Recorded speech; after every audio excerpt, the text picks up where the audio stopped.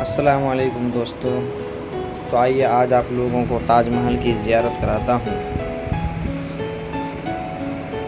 तो आइए पहले जो भी हम अपने सवारी से आएंगे, जो भी गाड़ी से आएंगे, आने के बाद उतर जाएंगे। ताजमहल से थोड़ी दूरी पर ही उतरना पड़ेगा। उसके बाद फिर हमें ये जो गाड़ी इलेक्ट्रिक गाड़ी है इसमें बैठना पड़ेगा और फिर इसी गाड़ी से आगे निकलना पड़ेगा।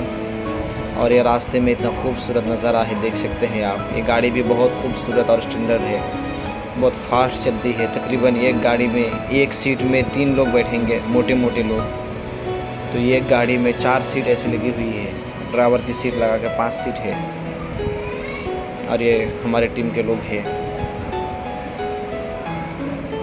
फिर वहाँ से आगे निकलने के बाद आपको फिर ये रास्ता पार करना पड़ेगा। आगे जाके फिर टिकट लेना पड़ेगा।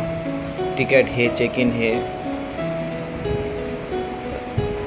ये सब बच्चे आए हुए हैं घूमने के लिए, बहुत ही प्यारा बच्चा है। कहाँ कहाँ से लोग आते, इंडिया के हर एक स्टेट से, उसके बाद इंडिया से बाहर के भी लोग आते हैं। और यहीं से चेक इन हो के अंदर जाया जाता है। ये भी एक गुंबद है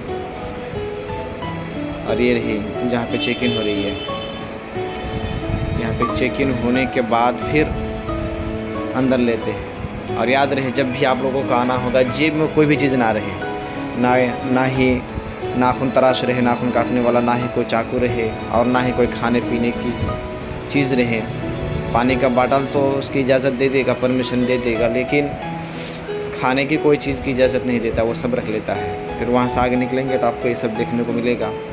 ये पार्किंग है, खूबसूरत घर है, चारों तरफ से पार्किंग है, चारों तरफ हरियाली ही हरियाली है। यानी ये ऐसी जगह है जहाँ पे आने के बाद इंसान बहुत ही बड़ा मैदान है और सुकून महसूस करता है। घास है, हरियाली घास है, आप देख सकते हैं। फिर उसके बाद ये दरवाज़ा से जैसे अंदर आएंगे आपको सामने ही पे ये ताजमहल नज़र आएगा। तो दोस्तों यही है वो बुलंद दरवाज़ा जिससे ताजमहल में जाया जाता है। ये देखिए गार्डन, इसमें पानी भी दे रहे हैं ताकि घास मरे ना, ज़िंदा ही रहे। ये है बुलंद दरवाज़ा, बहुत ही ऊंचा है, बहुत ही खूबसूरत नज़ारा है। ये कोई कलर नहीं है, ये सारे पत्थर का ही कलर है। ये देखिए ताजमहल जिसका इंतज़ार था। ये प्यारे प्यारे बच्चे आए हुए हैं, बहुत लोग आते हैं। ये विदेशी है, नेपाल या चाइना की है। लेकिन एक बात, यहाँ पे अभी पानी नहीं है। पानी रहता है तो और भी खूबसूरत लगता है। अभी ताजमहल के सामने ही से ये वीडियो की गई है। ये दूर से, बाहर से, काफ़ी दूर दूर से लोग आते हैं यहाँ पे। बहुत ही खूबसूरत नज़ारा है, इसकी फ़ोटो देख लीजिए।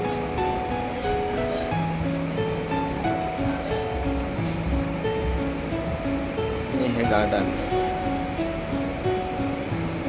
यहाँ पे लोग फ़ोटो खिंचाते हैं।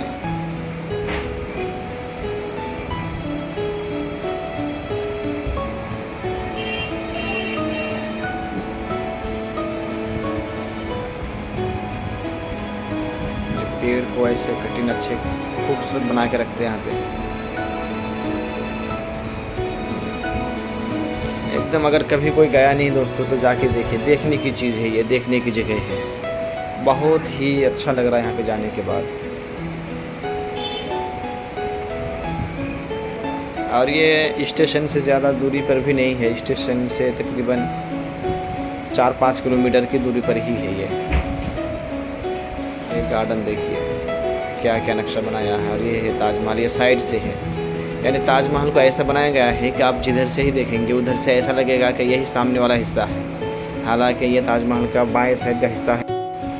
और ये मीनारों का ऐसा डिज़ाइन किया गया है कि अगर कभी भविष्य में गिरे, एक तो ये है कि गिरेगा नहीं, ऐसा बनाया गया है, इंशाल्लाह गिरेगा नहीं है। लेकिन अगर इत्तेफाकन कभी कुछ ऐसा होता है, कुछ मामला, तो ये ताजमहल के जो गुंबद है उधर नहीं गिरेगा बल्कि साइड में गिरेगा। और ये उसके पीछे की नदी है, ये पीछे की दीवार है, बहुत ही ऊंचा मीनार है ये। और टोटल मार्बल पत्थरों का है बनाया हुआ ये।